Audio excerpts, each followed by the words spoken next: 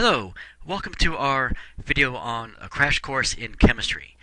We will cover a good deal of material throughout the series of videos, ranging from the very basics of chemistry to more involved and complex chemical equations and various chemical compounds. So we'll go ahead and we'll get started with Chapter 1, Chemistry in Our Lives. Chemistry is around us all the time, every single day, no matter if we realize it or not. And we'll go over some examples here of how chemistry is a part of our daily life. For example, forensic scientists will work in crime laboratories to help analyze body fluids. This is a key role of crime scene investigators, CSIs. Also to identify tissue samples, various bones, and so on. All that cannot be done without the work of chemistry. Also, you have chemists that will help to develop and further advance the development of pharmaceutical drugs to help fight and to manage and cure disease. All right, first of all, let's get into the actual definitions of chemistry. What is chemistry? Chemistry is the study of the composition, the structure, various properties, and the reactions of matter. And this happens all around you every single day, and also inside you.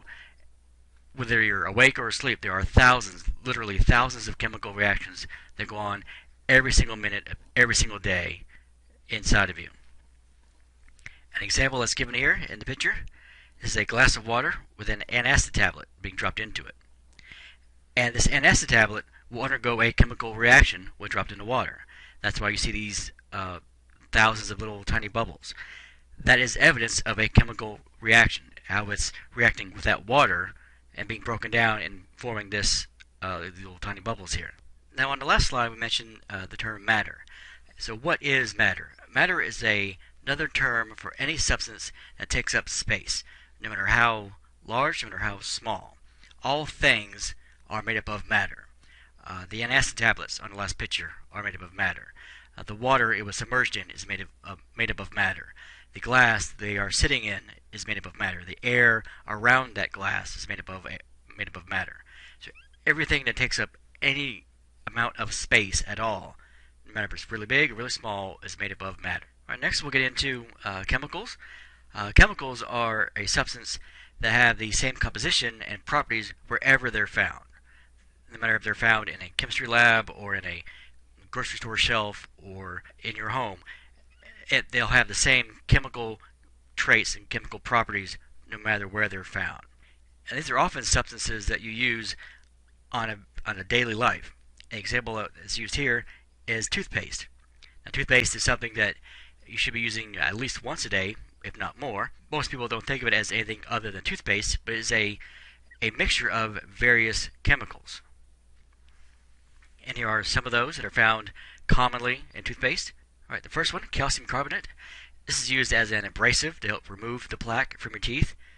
Plaque tends to be very sticky and doesn't want to leave your tooth, so it takes something very abrasive to kind of scrape it off. That's what calcium carbonate does. Sorbitol, this will prevent loss of water in toothpaste. If you've ever left the cap off of a tube of toothpaste, or if you had some spill on the counter in your bathroom, when it dries out, it gets really, really hard. And sorbitol helps to prevent that from happening. Sodium lauryl sulfate helps to loosen the plaque, so it can be brushed away faster. Titanium dioxide makes toothpaste white and solid opaque color. Triclosan, this will inhibit bacteria that cause plaque and gum disease, so it helps to basically stop the growth of bacteria on your teeth and gums. Sodium fluorophosphate, this will prevent cavities from forming, so you can imagine a very key role or key component of toothpaste. Yeah, and the last one on here, methyl salicylate, will give toothpaste that minty wintergreen flavor. And this, of course, is probably not all of the chemicals found in toothpaste. These are very, very common chemicals found in almost all brands of toothpaste. All right, next we'll move on to what's called the scientific method. Now, the scientific method is a set of general principles that help to describe how a scientist thinks. Now, even though the title is scientific method, this is something that we all do on a daily basis, very everyday things. It's not just based in the scientific lab. You don't have to be wearing a lab coat to be doing this. We all do this every single day. And after we go over these steps, I'll go over a very common example of how this would work. The first one is to make observations about nature and ask the questions about what you're observing. Second step will be to propose a hypothesis, which states a possible explanation of what you just observed. Step 3, several experiments may be done to test your hypothesis. And the last step, when results are analyzed, a conclusion is made to determine if your hypothesis was proven correct or incorrect. Now, all this sounds very dry, very scientific, but here's a very good example of a way we would all use this on a daily basis. Let's say you are in your living room and you can't find your cell phone. Well, that would be step 1, the observation. You can't find your cell phone. You are observing that what you're looking for isn't there. Next, you may think, well, maybe I left it in the bedroom. Well, that's your hypothesis.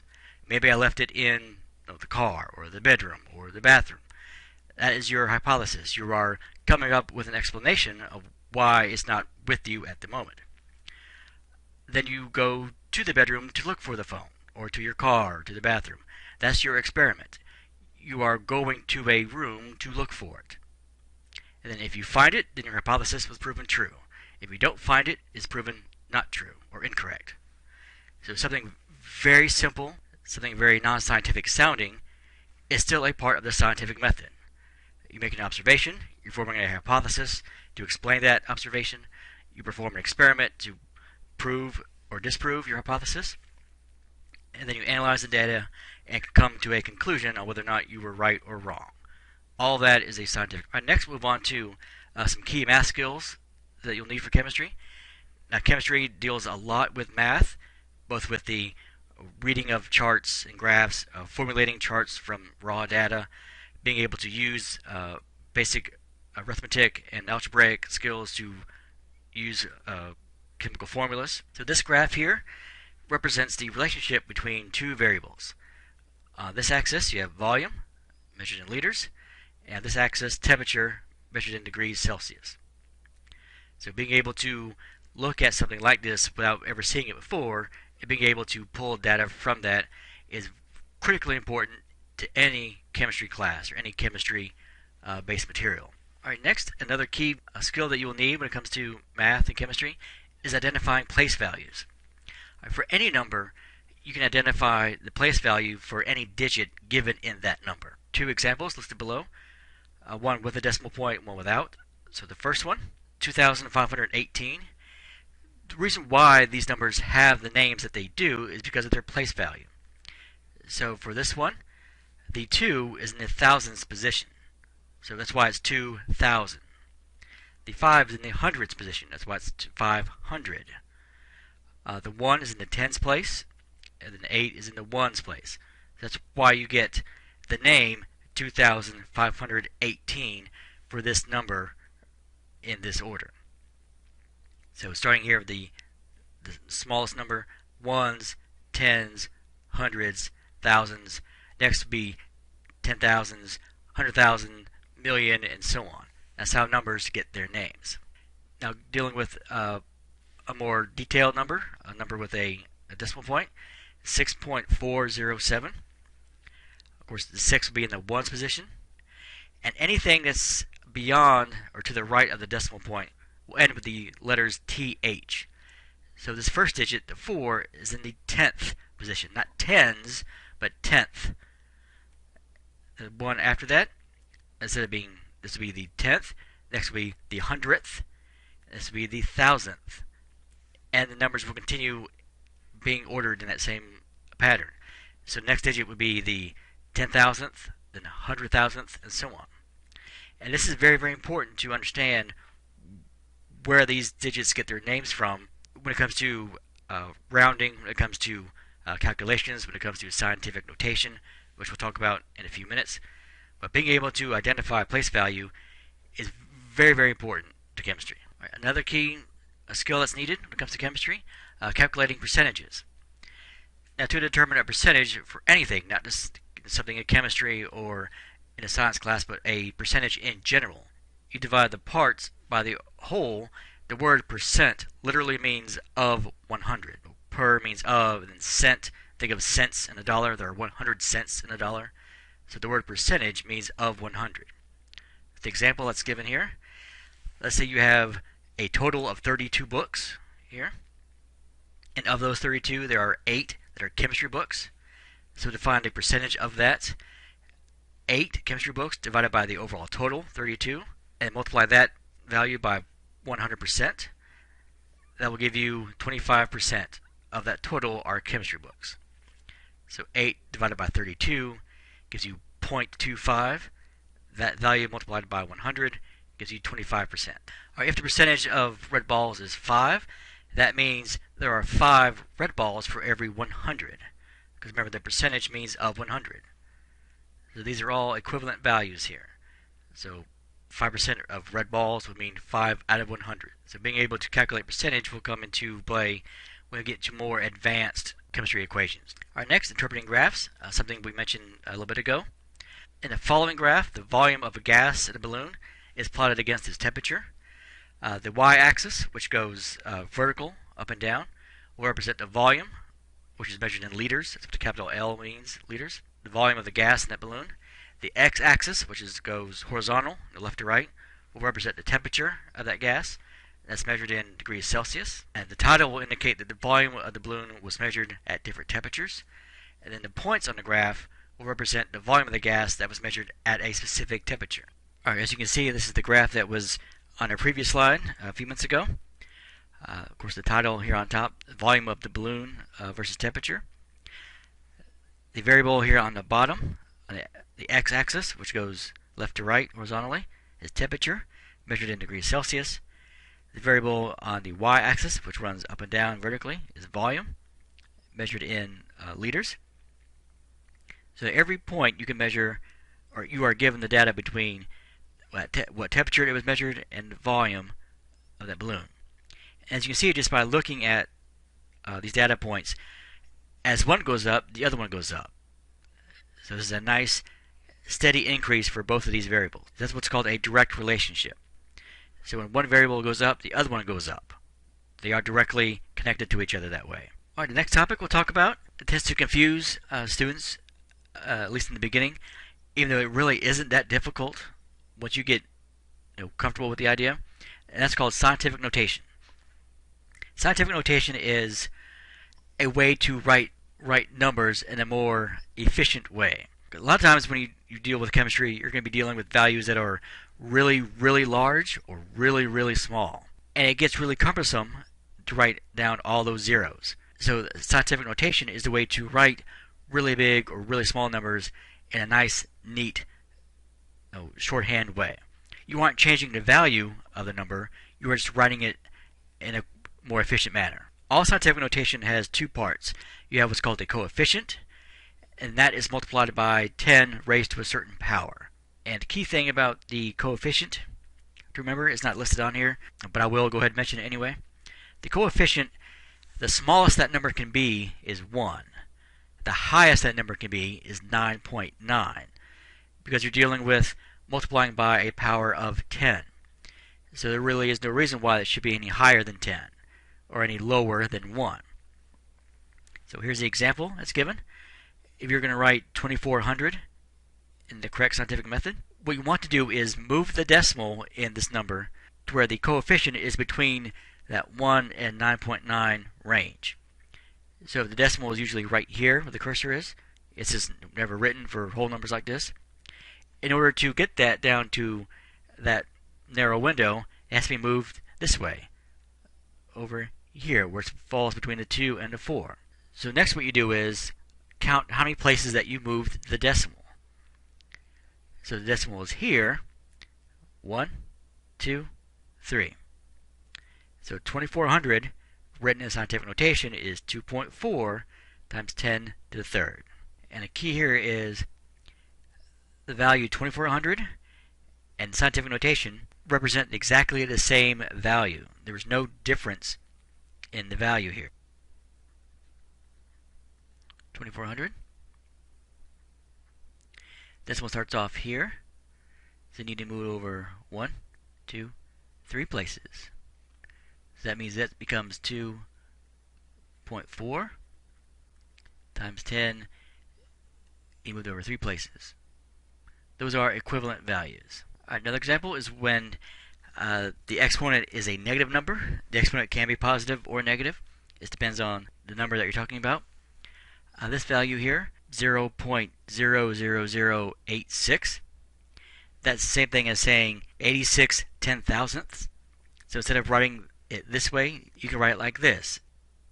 8.6 times 10 to the negative 4, because you're moving it this way 4 places. So the example was 0.00086.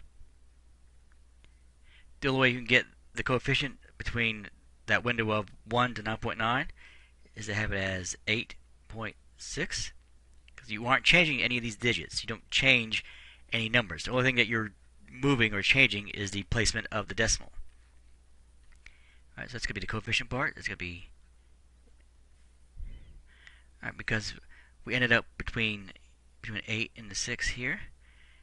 We count how many places that the decimal had to move. So 1, 2, 3, 4. This is now a negative 4 exponent. Whenever this value is larger than here, the exponent becomes negative. Because 10 to the negative 4 is 0.000. Again, the key rules here, the coefficient has to be between 1 and 9.9. Can't be any bigger, can't be any smaller.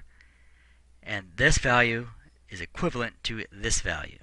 There's no change at all. This is a different way to write it. Here's another way to think of the exponential powers of 10. See for here, 10,000. That's the same thing as saying 10 times 10 times 10 times 10. But also, it represents 1 times 10 to the 4th power. That number 4 represents how many zeros there are on the number. So in a number 1,000, there are 3 zeros. So that's 1 times 10 to the 3rd. 100, there are 2 zeros in that value.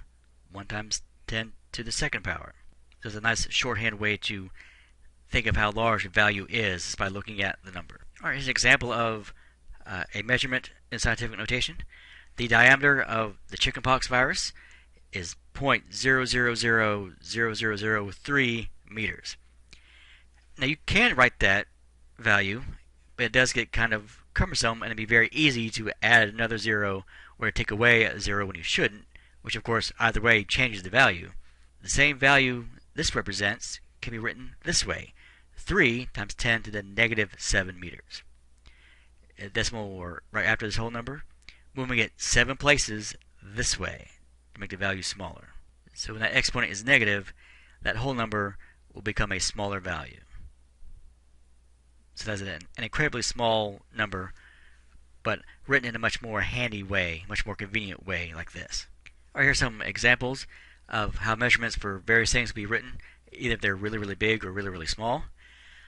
Such as the volume of gasoline used in the U.S. each year, 550 billion liters. So another way to write that value, 5.5 times 10 to the 11th liters.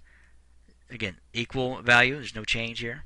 The diameter of the Earth, 12,800,000 meters. Another way to write that, 1.28 times 10 to the 7th meters. Again, the digits that are here are not lost or just cut off. This wouldn't be 1.2. This have to be 1.28. Any values of any significance are left in the coefficient. You can't just leave off the 8 because that value would make it wrong. See, the average volume of blood pumped during a normal day, 8,500 liters, or 8.5 times 10 to the 3rd. Going down to these smaller values, the mass of the stirrup bone, which is one of the bones in the ear, 0.003 grams, or equivalent to 3 times 10 to the negative 3 grams. Because you start with here, you move the decimal over 3 places that way, and you end up with 0.003. And the mass of the bacterium mycoplasma, 0.0000000000000000001 kilograms. It'd be really a hassle to write this kind of value all the time. So an easy way to write this value, 1 times 10 to the negative 19 kilograms. Thank you for watching our newest video on our crash course in chemistry. We'll have new videos in this lecture series every Monday and every Friday of each week. So stay tuned for our next video in a few days on Chapter 2. And don't forget to subscribe to this channel so you can be notified of when our new videos are posted each week.